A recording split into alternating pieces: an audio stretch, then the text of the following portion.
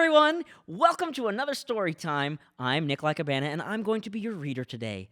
As you can see by my outfit, maybe a hint at what we're going to read. I am here with Rudy McHootles here, my new friend. Hi, Rudy. Hoo-hoo! Oh, I think I hear some friends waving. Oh, Francisco! Hi! Oh, that's a fun name to say. Francisco. Oh, hi, Blake. Hi, Molly. Hi, Patrick. All right. Well, I am super excited to read Elf, and it is written by David Berenbaum and illustrated by Kim Smith.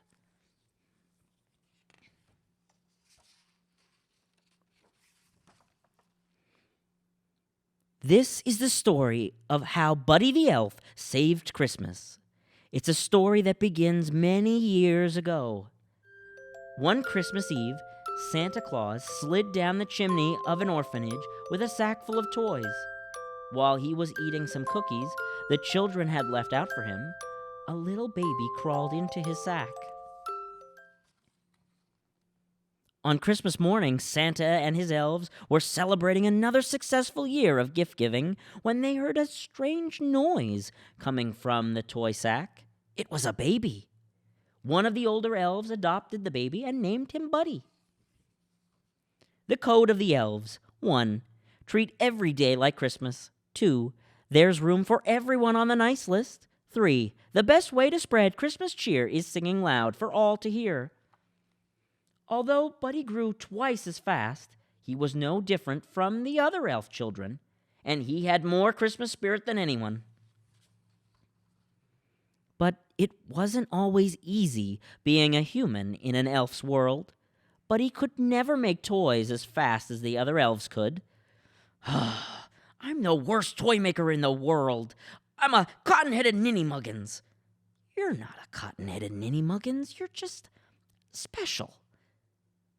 Buddy did his best to fit in, but Papa Elf knew that he had to tell Buddy the truth. Papa Elf told the story of how Buddy had come to the North Pole as a baby. His human father, Walter, never knew that Buddy was born. Walter lived in a magical place called New York City with his family. But that wasn't all. Santa had one more surprising thing to tell Buddy. Your father, he's on the naughty list. No! Some people just lose sight of what's important in life, Santa explained. That doesn't mean he can't find his way again. Maybe all he needs is a little Christmas spirit. Buddy was determined to bring Christmas cheer to his father and to all of New York City if he could. Buddy said goodbye to Santa, the elves, and Papa Elf. He knew they would always be there for him. Bye, Buddy. Hope you find your dad. Buddy traveled through the 7 levels of the candy cane forest, past the sea of twirly, swirly gumdrops, and then he walked through the Lincoln Tunnel. Buddy quickly learned that New York City truly was a magical place. He made new friends, got his shoes shined, ran circles through the revolving door, and played hopscotch on the crosswalk. Finally, Buddy went to see his father, who worked in an office in the Empire State Building. But Buddy's dad didn't want to see him. He didn't believe that Buddy was his son or an elf, and he ordered him to leave. Buddy was beginning to understand why Walter was on the naughty list. Buddy left feeling discouraged, but then he saw something that made him smile. A big store all decked out for Christmas. Inside, a girl named Jovi was decorating a Christmas tree.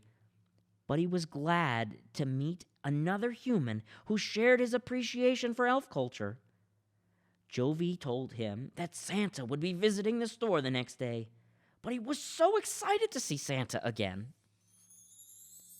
Buddy stayed up all night decorating the store in preparation for Santa's arrival.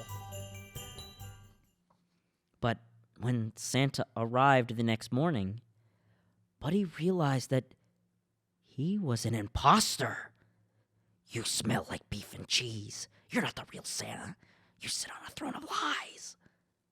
Buddy ripped off the fake Santa's beard, and all the children screamed. He caused such a ruckus that the store manager called Buddy's dad to pick him up. Buddy met his dad's wife, Emily, and their son, Michael. They were much friendlier than his dad. At dinner, Buddy told his family about the 4 main food groups that elves eat: candy, candy canes, candy corns, and syrup. Buddy had the whole list of things that he wanted to do with his dad. 1. Make snow angels for 2 hours. 2. Go ice skating. 3. Eat a whole roll of cookie dough as fast as we can. And 4. Snuggle. But Buddy's dad didn't want to do any of these things. All he wanted to do was work. So, Buddy went to work with his dad. He tried coffee. Ugh. He helped answer the phones. Buddy the Elf, what's your favorite color? And he sorted packages in a shiny mailroom. Buddy hadn't forgotten about Jovi, the girl from the store. On Christmas Eve, they skipped down the sidewalk together. He showed her a sparkling Christmas tree in a shop window, and Jovi showed Buddy the biggest tree in all of New York City. Buddy was so excited that he interrupted a big meeting at his dad's office to tell him all about Jovi. I'm in love, and I don't care who knows it.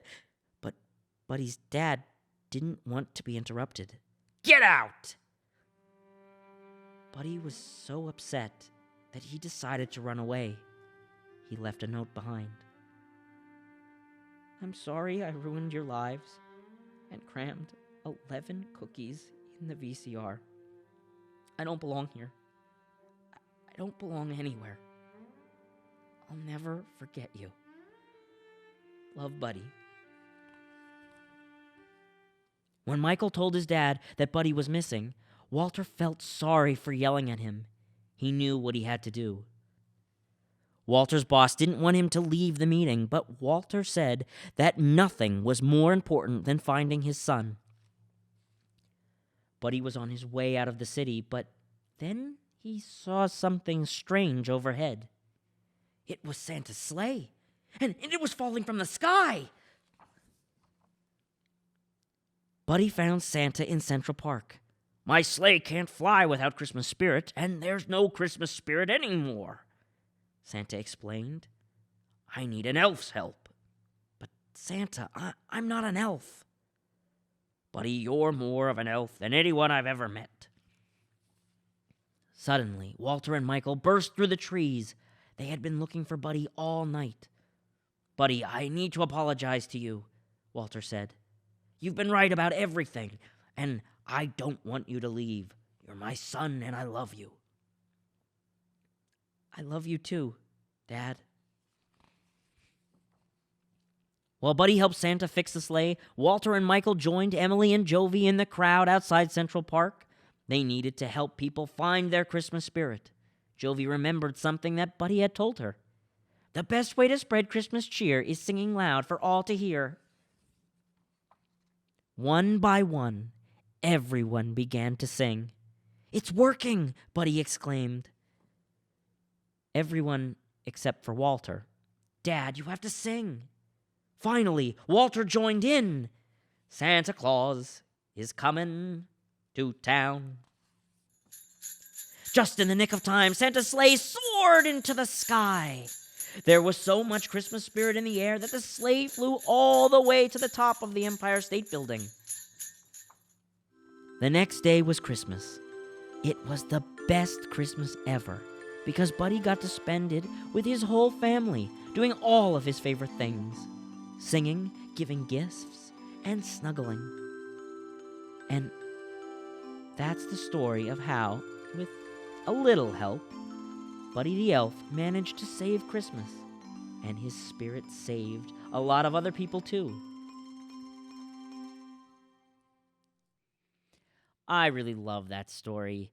Rudy, thank you so much for having me here today. Hoo-hoo! And we will see you next time for another story. Bye!